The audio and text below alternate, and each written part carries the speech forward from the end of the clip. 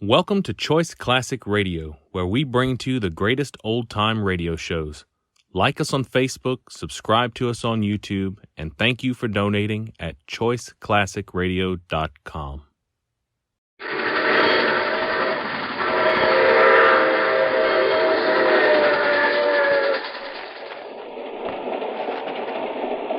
The Mysterious Traveler.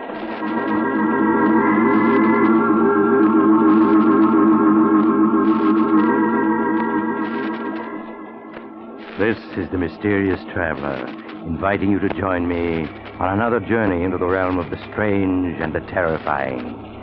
I hope you will enjoy the trip, that it will thrill you a little and chill you a little. So settle back and get a good grip on your nerves, if you can.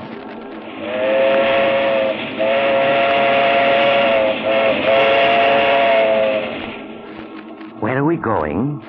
Why, we're going to pay a visit to the home of Albert and Louise Jordan. As nice a couple as you'd hope to meet. In a story I call Death is the Visitor.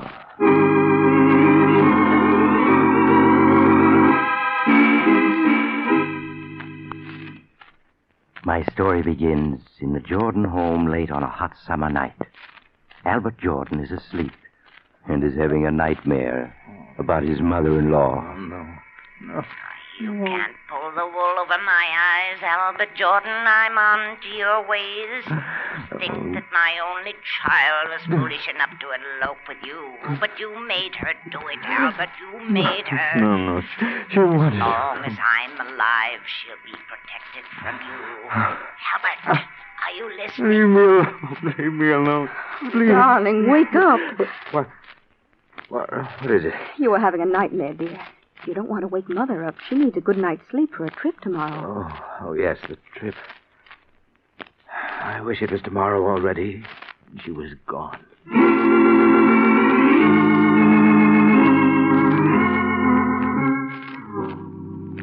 Are you sure you have everything, Mother? Yes, Louise. Everything I need for my trip home is in this handbag. Oh, now don't forget to ship my trunk. I've already notified the expressman, Mother. He'll be here to pick it up this morning. Thank you, dear. Well, it's almost 9 o'clock, Mother. You'll miss your train. I've never missed a train in my life. You needn't be so anxious to get rid of me, Albert. Not really, Mother. I didn't mean... Oh, Louise, darling, I do hate leaving you alone like this. But, Mother, I'm not alone. I have Albert. Well, I don't mind saying it right to his face. I don't trust him, Louise, and I never will. I'm rarely wrong about people, you know that. Now, see here, Mother. I've had about enough. Louise and I get along perfectly well when you're not here. See, Louise, what a temper he has. Do you want me to stay, darling? Really, Mother, I'm very happy with Albert. Oh, well, very well, then I'll go. But you'd better be good to her, Albert. Yes, Mother. I will. Well, goodbye. And don't forget, Louise, Mother'll be back if you need her. Yes, Mother. Bye. Louise, if your mother pays us just one more visit, I'll leave this house for good. Albert, what are you saying? In the past year, she spent 8 months with us. She has her clothes here, a key to the house. Why, she's even listed in the phone book under our number. I tell you, I won't be responsible for what happens if she doesn't stay away. I'll write to her, Albert, and try to explain. Really, I will. Make her understand that we have our own lives to lead. You know, now that she's gone, I feel like a new man. I can breathe in my own house. Oh, Albert, you won't forget to put the tags on Mother's trunk, will you? The expressman will be here for it soon. No, dear. Shipping your mother's trunk to her will be one thing I certainly won't forget.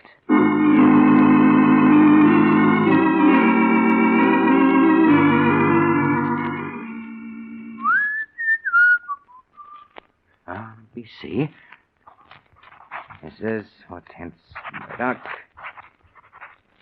125 River Road, Ferndale, Pennsylvania. That won't be necessary, Albert. My trunk can remain here. Mother, but you went to catch your train. I know I did, but I changed my mind about going. I won't leave my little girl alone. Why are you looking so startled, Albert? Are you hiding something from me? No. No, of course not. Where's Louise? She went downtown an hour ago. She should be home soon. I'm sure at least she'll be glad to see me. Oh, you haven't locked my trunk yet. That's good. So you've come back. Again. You've always wanted to get rid of me, Albert. keep me away from my only child, but I refuse to give her up. Yes, I've come back, Albert, and I'm staying for good. Frankly, I don't trust you.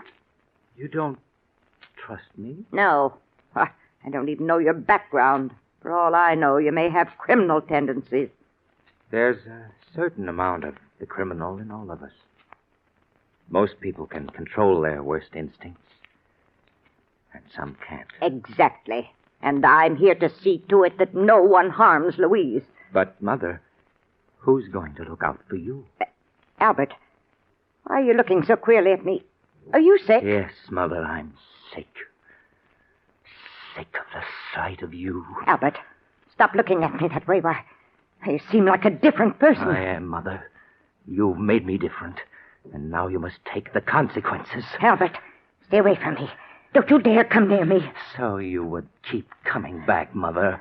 Well, you came back just once too often. No, Albert. Don't touch me.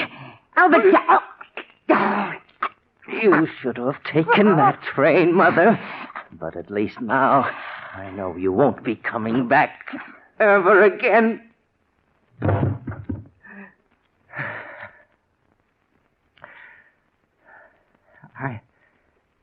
I didn't want to kill you, but you made me.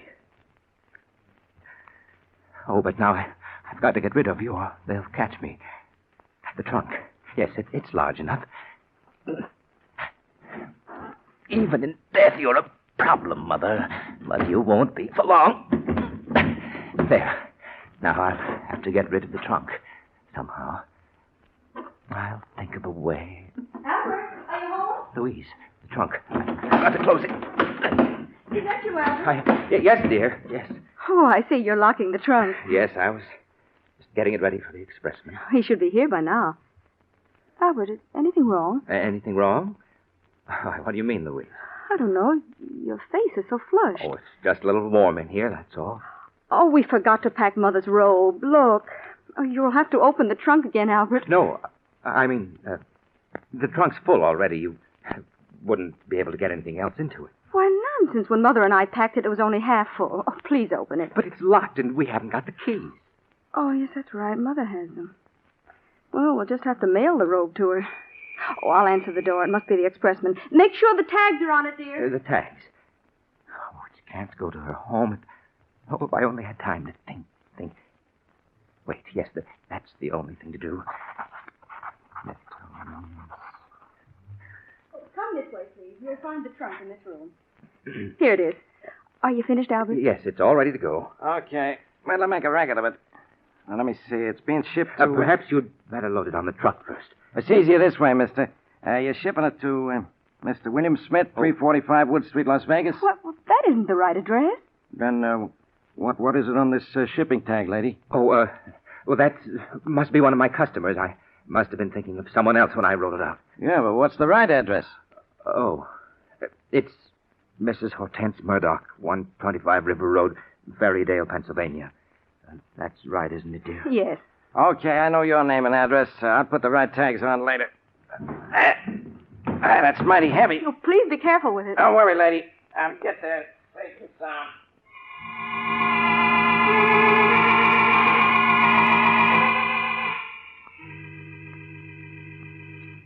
Albert, did you get the mail just now? Yes, dear. Is there a letter from Mother yet? No, just a few bills. I'm really worried. It's a week now and no word from her. But you mustn't worry, Louise. I'm sure she's all right. Why, Albert, you're even worried yourself about her. You look so upset. Oh, I'll answer. I'll come with you. Maybe it's a special delivery from Mother. Yes? Hey, good morning. I got a trunk here for you folks. What? It's Mother's trunk. Yes. You always wanted to get rid of me, Albert. But I've come back, Albert, and I'm staying for good. Bring it in, won't you, please? Okay, lady. There you are. But I don't understand. Why should Mother send her trunk back to us? Would you mind signing for it, Mr. Jordan? What? Oh, yes. Here you are. Thanks. Bye. Albert, I can't understand why Mother shipped her trunk back to us and without even writing a word about it. Can you figure it out? What? Oh, no, I can't. Well, I'm going to put an end to this guessing. Louise, what are you going to do? I'm calling Mother. Hello, operator. I want to put through a call to Ferrydale, Pennsylvania. The number is 223. Why bother, Louise? I'm sure there's a letter on the way. Oh, I've waited long enough for one. I'm sure there's something wrong. Oh, hello? Oh, hello, Sarah. This is Louise calling. Is my mother there? What? Are you sure? Oh, and that's why you shipped the trunk back. No, thank you, Sarah. Albert, Sarah says that Mother never arrived home. She sent a postcard saying not to expect her just yet. Was Sarah the one who shipped the trunk back? Yes. She thought that Mother had decided to stay with us longer and would need her clothes. But, Albert, where can she be? Oh, now, Louise, I'm sure she's all right. All right, she's been missing a week. How could she be? Well, perhaps she's staying with friends. You know Mother hasn't any friends. We've got to do something. Albert, I'm going to call the police.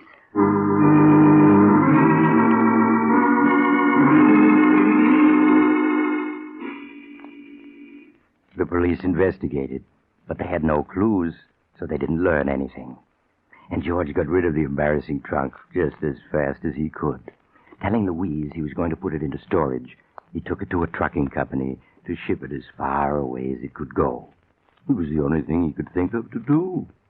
All right, I got it straight, I guess, now. Mr. Richard Jones, 65 Ocean Avenue, Los Angeles. That right? Yes, that's right. He's my brother. Yeah, and your name is, Martin Jones. Huh? 1635 Sherwood Road, Riverdale, New York. Jones, Sherwood Road, Riverdale. All right, Mr. Jones, now let's see. That'll be $18. Oh, well, here's 20. Keep the change. Oh, thanks, Mr. Jones. Here's your receipt. It'll go out right away. There's a truck leaving tonight. Don't you worry. This trunk will get to Los Angeles all right. That's fine. It'll be quite a load off my mind when it's gone.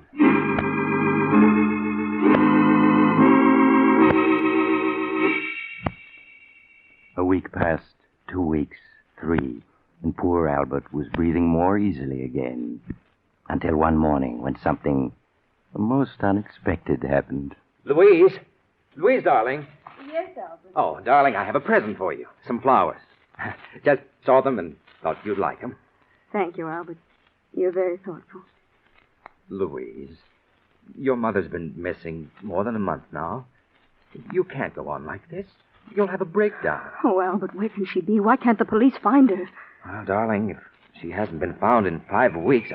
Oh, excuse me, dear. I'll answer. Maybe it's news of Mother, Albert. Good evening. I got a trunk here. I think belongs to you. A trunk? Yeah, that's right. You always wanted to get rid of me, Albert. But I've come back, Albert. I've come back. Do you recognize it? It's yours, isn't it? Oh, no. Huh? Well, ain't you the fella that shipped this trunk about a month ago? Didn't you give me a $2 tip? I'm afraid you have me confused with someone else. Don't you know where the trunk goes? Well, no. You see, it's come all the way back from California. It seems there wasn't no such address where this was shipped to. Surely it had a return address. Yeah, but the trunk got wet. The return address kind of washed off, so it came back to the office where it was shipped from. Oh. But what makes you think it belongs here? Well, you see, I kind of did a little detective work. The initials stamped on the trunk are HGM. Well, I looked it up in the phone book, and the only person in town with those initials lives here. I'm sorry, but it certainly isn't my trunk. Oh, well, I'm sorry to trouble you. I'd have sworn you was the guy that gave me that $2 tip. Where will you take the trunk now? Oh, it'll be put to the unclaimed baggage, and in a few months it'll be auctioned off. Auctioned off? Yeah. You'd be surprised what you sometimes find in them, just like a grab bag game. Well, sorry to trouble you. Oh, wait a minute. Huh? What did you say those initials were? HGM. HGM. What? They're my mother-in-law's initials. Her name is Hortense G. Murdoch. Well, sure. That was the only name in the book with those initials. That's why I came here. Well, that was a very clever piece of detective work. Yes, of course it's her trunk. I don't know why I didn't recognize it. Well, you know, trunks, they kind of look alike. Yes, that's right.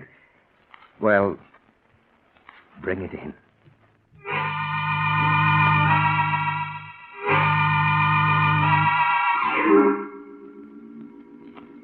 Trunks are funny things, aren't they? You have something valuable in one, just as likely as not it'll get lost. But put something you don't want in it, like a mother-in-law, and it'll come back every time. You can hardly blame Albert for being upset, especially since Louise wanted to open the trunk to look for possible clues. But Albert managed to get Louise out of the house, then put the trunk onto the trunk rack of his car and started out. Several hours later, he was at the receiving platform of an all-night storage warehouse in New York. Yes, mister? Can I help you? Pardon me, but you store trunks here, don't you? Yeah, sure. We store anything in here. You want to store that trunk you got there? Oh, yes, please. Okay, I'll make out a ticket. Now, what's your name? Williams, John Williams. The address? 313 Maple Street. Yeah, but what city, mister? What city? Baltimore, Maryland. Baltimore. Okay. Charge is $3 a month. How long you want to pay for? Quite a while. I'll be leaving the country and... Well, what is it? Anything wrong, mister? Oh, dear. I only seem to have $6 with me. Well, that'll pay for 2 months. Then we'll send you a bill. No, that won't be necessary. I'll send you a money order in a few days. I may be out of the country for several years.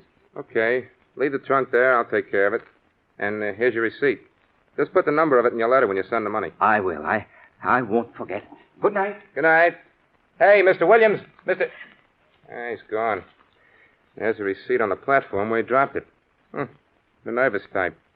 Oh, well, I suppose they can forward it to him from Baltimore.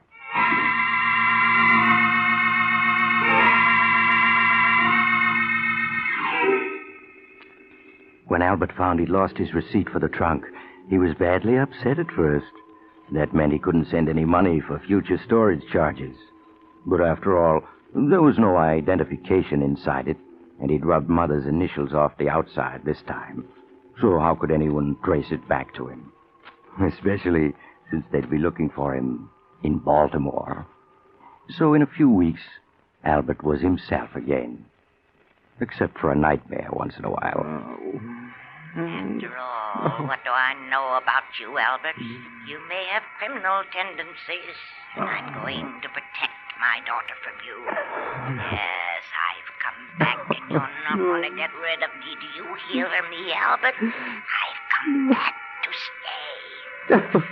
Leave me alone. Leave me alone. I can't. Albert! No. Albert, wake up. What is it, Louise? You were moaning in your sleep, dear. You must have been having a nightmare. Oh, yes, I was. But it's not important. It's just that midnight snack I had. Go back to sleep, darling.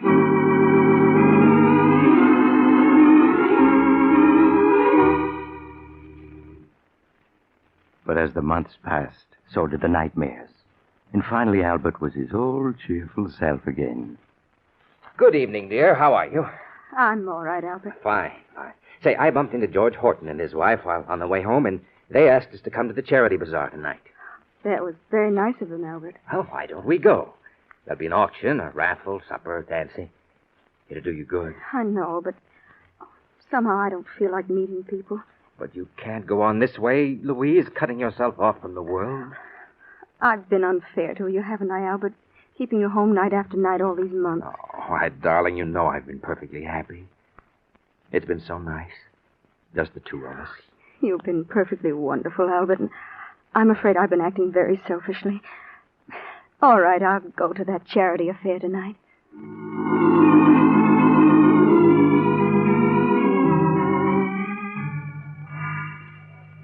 Now, what am I bid for this beautiful antique lamp? Do I hear $1? Do I hear $1? I'll bid $1. Ah, there we have a lady with a real sense of beauty. Now, do I hear $2? Do I hear $2? Well, good evening, George. Well, hello, Albert. Hello, Louise. Hello, George. Say, I'm sure glad you two came. Missed you both a lot these past months. Well, I hope you'll be seeing more of us. Hey, we've got quite a crowd here tonight. Oh, yeah. We hope to raise quite a bit of money. Say, that auctioneer's a genius. Come on, let's get a little closer. All right. Now, that gentleman over there, the one with the superb eye for beauty, bids $5 for this lamp. Do I hear $5.50? Your last chance, ladies and gentlemen, going at $5 once, going twice, Sold to the gentleman in the tweed suit, and very fortunate he is. That lamp couldn't have cost more than $3 when it was new. Well, now we come to the raffle. The raffle? Yeah, the raffle for a mystery prize donated by yours truly, George Horton. Oh. Better let me sell you a few tickets, Albert. They're only 50 cents each. No, thanks, George. We just came to be sociable. Better take a chance. No telling what you might win. Now, next, ladies and gentlemen, we come to the feature of the evening. A raffle for a mystery prize, which I have hidden here beneath this canvas cover.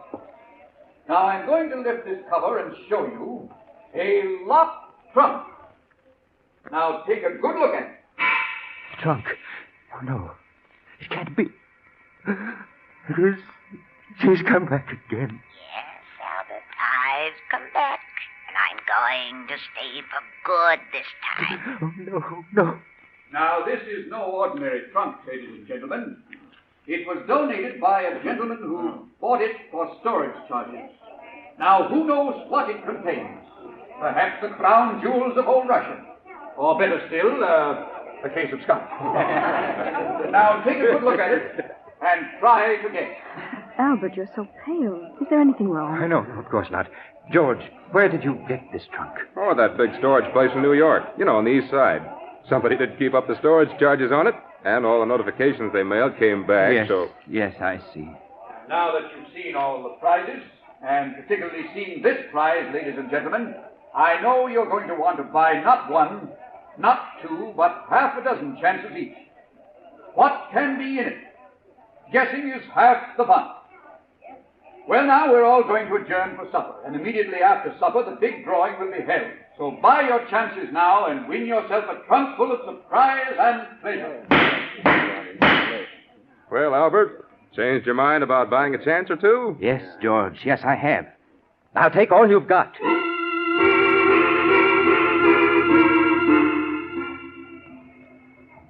Albert, I don't understand you. You've bought every chance that was left on that trunk. Louise, I know what I'm doing. What on earth do you want with an old trunk that... Looks a lot like Mother's trunk, doesn't it? Oh, no, I don't think so. But of course it does, Albert. It's the same make and color. It has the same dent there. But it couldn't be. Of course not. The idea is absurd. Darling, you're acting so strangely. You didn't eat any supper, and For now heaven's sakes, Louise, will you stop nagging me? I'm sorry, Albert. Hello. Feeling pretty sure you're going to win it with all those tickets, huh, Albert? I hope so. I knew the mystery of it would get you. Say, I've even got a ticket on it myself. So you'll have some competition. Oh, I'll win it. I've got to. Well, I did my best. I picked out the heaviest trunk the place had for sale. So I don't want the winner to blame me if he doesn't like what he finds. And now, ladies and gentlemen, we're ready for the feature of the evening, the drawing for the locked mystery trunk. Now, my assistant has put all the ticket stubs in the wire wheel, and so I spin it thus. Round and round it goes, and where it stops, nobody knows. Now, the stubs are thoroughly mixed, and I stop the wheel so that this lovely young lady may reach in and withdraw the number of the lucky winner. Now, will you open your eyes, please, and read the number that you have drawn? Number 38. Number 38. Number 38. Number 38 is the winner. Is the holder of number 38 here, please? Yes, I have it. I've won. Well, good for you, Albert. Congratulations, sir. May I have your ticket, please, so that I may compare it with the stub that the young lady drew? Yes, of course. Here it is. Thank you. Now, I place the ticket and the stub together, and we... What is it? I'm very sorry. I'm afraid an error has occurred. An error? What do you mean? The young lady misread the winning number. It is number 33, not 38. No, you're lying. I won. The trunk's mine. Now, I'm sorry, but mistakes will happen. Ladies and gentlemen, I must make a correction. The winning number is 33. Is the holder of number 33 present? Oh, yes. Well, that's my number. Well, hard luck, Albert, but I guess you don't win after all. Now, may I have your ticket, please? Yeah, sure, here. Thank you very much. Now, ladies and gentlemen, the lucky winner, purely by chance, is the gentleman who donated the prize, Mr. George Horton. And congratulations to you, sir. And I hope you'll open the trunk now and let the rest of us know what we missed out on. I certainly will. No, he can't open it. You haven't got the key. No, but I have a bunch here that I borrowed from a locksmith, and one of them's bound to work. But you mustn't open it. George, I'll buy that trunk from you. Well, I don't want to sell. Hey, I want to know what's in the trunk. That's where the fun comes in. I'll give you $100. You can't refuse. 100? Well, if you want it that bad, all right. I'll give you my check tomorrow. Yeah, but there's one condition. Condition? Yeah, that you open the trunk here so we can all see what's in it. Oh, no, I won't do it. Well, then the deal's off. Sorry, Albert, but curiosity has the better of me. Oh, come on. George, please listen to me. Sorry, Albert, sorry. Just a minute, everybody. As soon as I find one of these keys at bed, I'll... I told you I'd come back, Albert, and I have. You should have known I would. Oh, no. Darling, you're not well. Let's go home. No, it's no use. It's just no use. What on earth do you mean? You'll never be rid of me, Albert. Never. I've come back to stay this time. I think I've got it. Yeah, this key seems to be turning. Wait. Matter, what is it? You mustn't open it. Oh, Albert, fun's fun, but No, after all... I had something to tell you. She's beaten me. I can't keep it hidden any longer. That's right, Albert. Tell them it's the only way you can ever be rid of me. Go on. Tell them. Well, Albert? I did it. I killed her. Did what? Killed who? Albert, what are you talking about? I killed Louise's mother. Her body is in that trunk. Oh, no. Albert, that's a very poor joke. Oh, it's no joke. I thought I could get rid of her, but I can't. She keeps coming back. And coming back. And coming back. And I can't stand it any longer. Go on, open the trunk now. You'll see I'm telling the truth. Go on, open it. All right, we will. Please stand back, everybody. Come on, stand back, all of you. Yes, back. Auctioneer, help me, will you? Yes, sure, Mr. Horton. I'll undo this catch now. There. All right, now lift her. Albert, this trunk. Why, there's nothing in it but old books.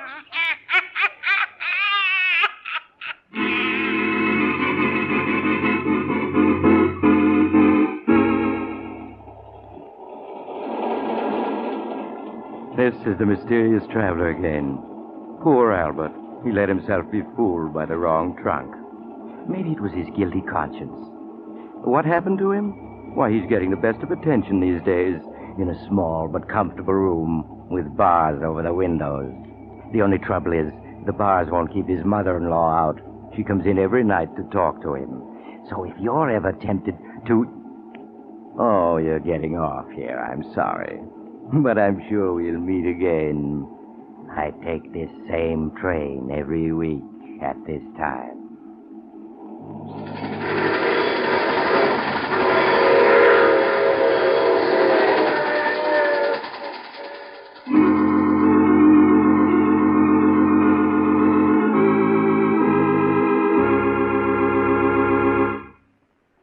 You've just heard The Mysterious Traveler, a series of dramas of the strange and terrifying. Listen next week over most of these mutual stations to a tale titled Murder is no accident. Another Tale of the Mysterious Traveler.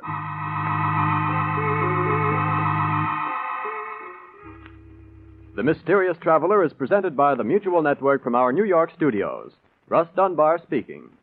Stay tuned to this station for another exciting crime drama. True Detective Mysteries, which immediately follows Station Identification. This is the Mutual Broadcasting System.